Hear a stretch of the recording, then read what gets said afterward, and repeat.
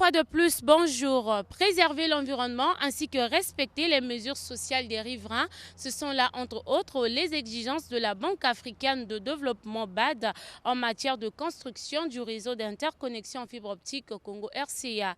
Pour se rendre compte de l'état des travaux de cette construction, le magazine Afrique Environnement Plus a échangé avec plusieurs experts évoluant dans ce domaine. Voici notre reportage.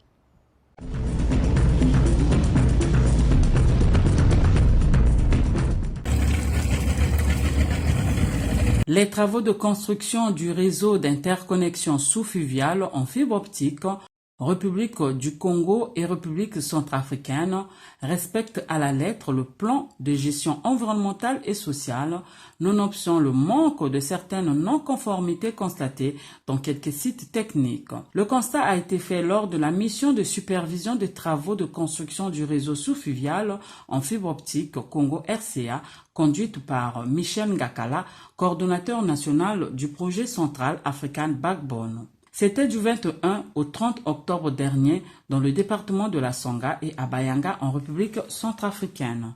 On a lancé cette mission dans deux objectifs. Le premier, c'était faire un constat de l'avancement des travaux du réseau que nous construisons entre le Congo et la RCA. Et le deuxième objectif, c'était de rencontrer mon homologue de la RCA dans une localité de la RCA qui s'appelle Bayanga. D'ailleurs, là, nous nous trouvons actuellement pour rencontrer une société minière qui exploite les mines sur le fleuve Songa, parce qu'il y avait une difficulté pour notre barge qui installe la fibre de pouvoir traverser cette zone-là où il y a un bateau qui exploite également aussi les mines et on craignait qu'il y ait des problèmes pendant la pose de la fibre. Le projet dorsal à fibre optique d'Afrique centrale, CAB Congo, est le fruit de la coopération entre les pays de la Communauté économique et monétaire de l'Afrique centrale, CEMAC en sigle, et de la Banque africaine de développement BAD en sigle. Celle-ci a consacré une partie de son financement à la réalisation du réseau d'interconnexion sous-régional au moyen des infrastructures des télécommunications à très haut débit. Pour réaliser ces travaux sous-fluviales, la BAD a fixé ses bases en ce qui concerne la préservation de l'environnement et le respect des biens et populations riveraines des zones où passera la fibre. Je pourrais dire simplement que je suis très satisfait parce que comme vous savez que la composante centrafricaine, nous l'avons lancée, quand on a lancé ce projet, c'était en mars 2018. Et quand ce projet a été lancé, il était prévu que le projet soit livré en 2021.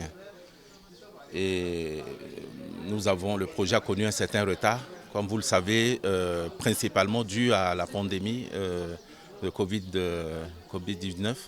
Mais pas seulement ça. Il y a eu certainement d'autres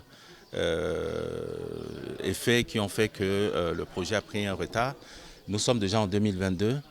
Nous avons fait le tour de tous pratiquement une bonne partie des sites, enfin là où se trouve l'itinéraire, où se trouve l'installation des câbles. Nous avons vu quand même, je crois, une bonne réalisation des activités qui étaient prévues dans le cadre de ce projet. Et aujourd'hui, on a dépassé pratiquement les 80% de réalisation. Parmi ces exigences de la Banque africaine de développement concernant le projet CAB figure le respect du plan de gestion environnementale et sociale en sigle PGS du projet dorsal à fibre optique d'Afrique centrale. Ce plan environnemental et social est classé en catégorie 2 en conformité avec les exigences de la Banque africaine de développement et de la République du Congo en matière de la sauvegarde environnementale et sociale. Le présent résumé du PGS a été paraphé sur la base des études d'impact environnemental et social EIS en sigle de la fibre optique conformément aux exigences environnementales et sociales du Congo et du système de la sauvegarde intégrée de la BAD. C'est à ce titre que dans le projet central African Backbone composante Congo et composante RCA, on note la présence des responsables environnementaux et sociaux. L'environnement, c'est transversal, c'est l'impact de l'homme sur le milieu où il se trouve. Donc si tu fais un projet sans l'environnement, mais les dégâts vont être énormes. Donc nous sommes là pour limiter les impacts négatifs, Il n'y a pas seulement des impacts négatifs, mais il y a aussi des impacts positifs. Donc nous sommes là aussi pour bonifier certaines mesures au profit de la population riveraine. Je suis celui qui s'occupe de la partie sécurité et également du côté de celui qui s'occupe de l'environnement, donc le respect de principes environnementaux et sociaux. Alors mon rôle, c'est de m'assurer que tous les travaux qui se déroulent au niveau de la barge se déroulent dans le cadre sécuritaire et que tous les dispositifs sont pris en compte pour mener à bien les travaux d'après le cahier de charge qui nous a été édicté. Le déploiement de la fibre optique sous-fluviale dans ces deux pays passera par le fleuve Songa en traversant les parcs nationaux Noabelendoki en République du Congo et le parc Nzanga Songa dans la partie RCA. Quelles sont donc les dispositions prises pour que ces parcs ne soient pas impactés par les travaux? La réponse avec des responsables environnementaux Congo et RCA. Alors déjà pour répondre à ces exigences qui nous ont été exigées dans le PGS, nous avons interdit la navigation de nuit parce que c'est beaucoup plus la nuit que les animaux sortent. Pour éviter de déranger leur quiétude, nous arrêtons la navigation de nuit. Et également, nous nous assurons que dans toutes ces zones-là, qu'il n'y ait pas pollution du fleuve due par un déversement accidentel, par exemple, des huiles. Et donc, toutes ces mesures sont mises en œuvre pour que nous menions à bien notre projet tout au long de ces parcs nationaux. Dans le cadre de nos outils environnementaux, c'est-à-dire le plan de gestion environnementale et sociale. Donc, lorsqu'on fait l'étude d'impact, on constate les impacts et on énumère les mesures à mettre en œuvre donc pour éradiquer ces impacts. Donc, c'est dans ce cadre-là qu'on règle tout ce qui est impact, que ce soit de l'environnement, que ce soit au niveau de la biodiversité, que ce soit au niveau de l'eau, de la pollution de l'eau. Dans le PGS et l'IES, il n'y a pas que les impacts environnementaux qui sont pris en compte. Les riverains aussi le sont dans la réalisation de ces travaux. À ce moment-là, le PGS consisterait à indemniser les populations riveraines en cas de dommages causés pendant la construction de ces réseaux. Au niveau de la RCA, l'étude d'impact aussi a été réalisée. Il y a eu aussi le plan d'action de réinstallation qui a été réalisé et mis en œuvre. Donc j'ai indemnisé les victimes du projet. Nous avons mis en œuvre aussi le PAR. Donc là, nous sommes presque à la fin, nous attendons. C'est le plan d'action de réinstallation. Dans tous les champs qui étaient aux abords des accotements routiers qui ont été impactés, les victimes ont été recensées et indemnisées. Des travaux de cette envergure causent toujours des impacts environnementaux tels que les érosions marines, la pollution du fleuve, la perte de la biodiversité et de la végétation, la production des déchets solides et liquides, etc. Comment alors les responsables environnementaux de ces travaux procèdent-ils pour traiter les déchets lorsque l'on sait que les 10 travaux sont faits à partir de cette barge? Les techniciens exécutent leurs tâches sur le fleuve Songa. Pour ne pas polluer, nous avons d'abord une procédure de gestion des déchets qui a été mise en place et qui nous permet de faire le tri à la base pour déterminer chaque type de déchets. Et nous avons par exemple deux types de déchets que nous gérons beaucoup plus. Nous avons les DIS qui sont des déchets industriels spéciaux, qui sont des déchets qui proviennent des hydrocarbures. Et ce type de déchets sont mis dans des bacs spécifiques. Et vous avez les DIB qui sont des déchets industriels banals. Et ces déchets également sont mis dans un bac spécifique, mais qui ne dépendent pas qui n'ont pas le même type de traitement.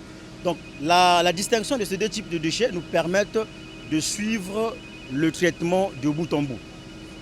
Un contrat de partenariat pour la destruction ou l'élimination de ces types de déchets, donc des déchets qui proviennent des hydrocarbures, que nous allons stocker dans un fût et jusqu'à atteindre la quantité qui nous a été exigée, qui est celle de 1000 litres. Une fois atteint, nous envoyons vers notre prestataire qui est au niveau de Pointe-Noire.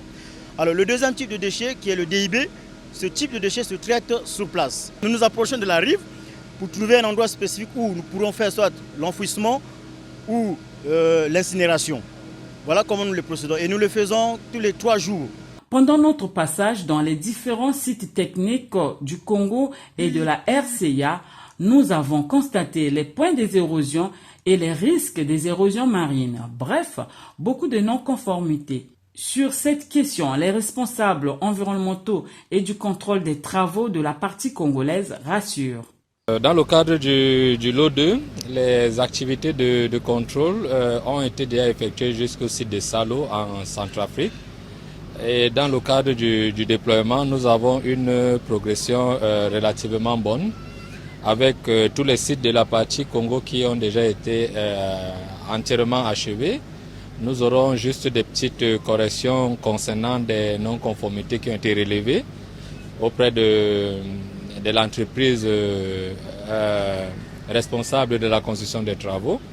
Et donc, ils sont en train de procéder à la disposition des équipes pour la correction de ces travaux-là.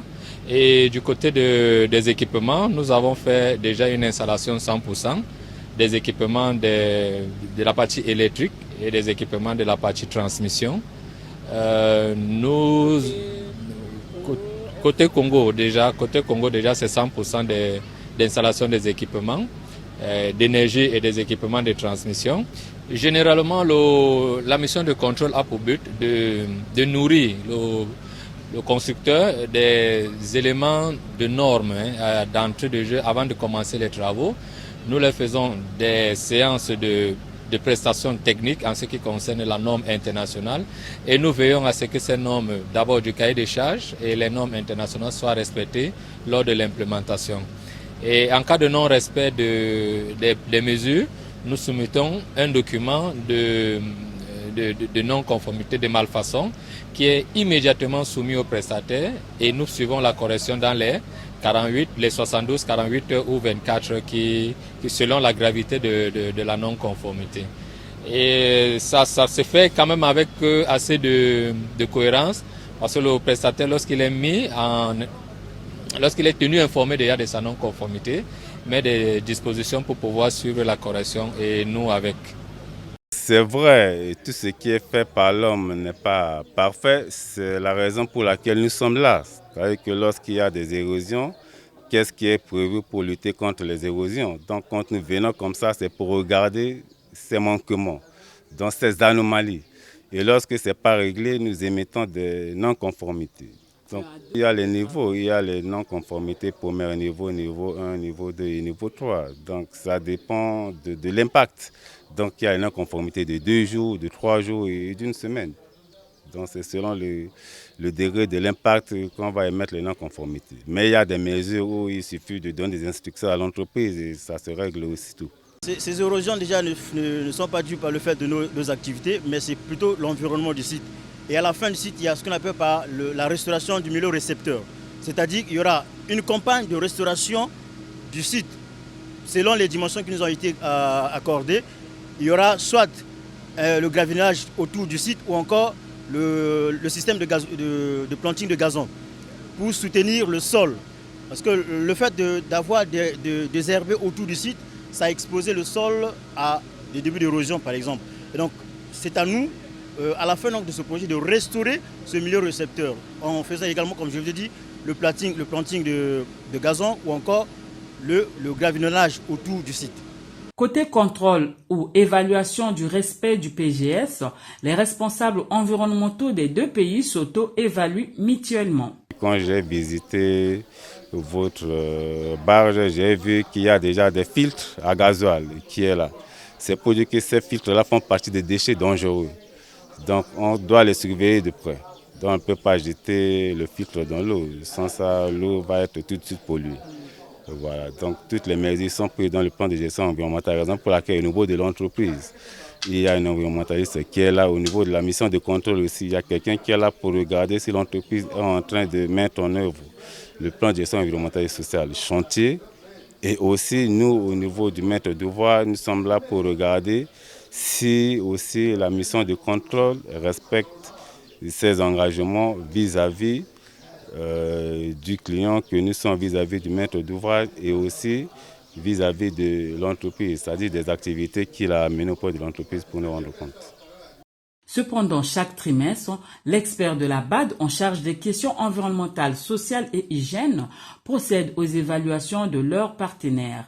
La dernière en date s'est faite du 28 mai au 7 juin dernier où El Hadji Habib Djeoudjou avait effectué une mission d'évaluation en République du Congo et en RCA, précisément dans les localités où la fibre est passée. El Hadji Habib Djeoudjou avait entre autres missions de vérifier la conformité du projet avec les mesures prévues par les instruments de sauvegarde environnementale et sociale, à savoir l'évaluation d'impact environnemental et social et le PJS. Les conditions et engagements des accords de financement, la conformité par rapport à la réglementation nationale congolaise en matière environnementale et sociale et l'état de mise en œuvre du PGS des projets CAB Congo et CAB RCA. De vérifier la mise en place et le fonctionnement effectif des mécanismes de gestion de plaintes, de vérifier les documentations contractuelles, la mobilisation du personnel E et S, de l'entreprise et des sous-traitants de la mission du contrôle et en fait d'effectuer un suivi des mesures prises par le maître d'ouvrage. Sur les aspects qui nous concernaient, franchement, comme je l'ai dit, là, bon, il n'y a rien à dire, quoi. Franchement, c'est un projet sur lequel ça va être... Là, moi, c'est mon projet de référence dans mon portefeuille par rapport à l'état d'exécution et de mise en œuvre de toutes les activités environnementales et sociales.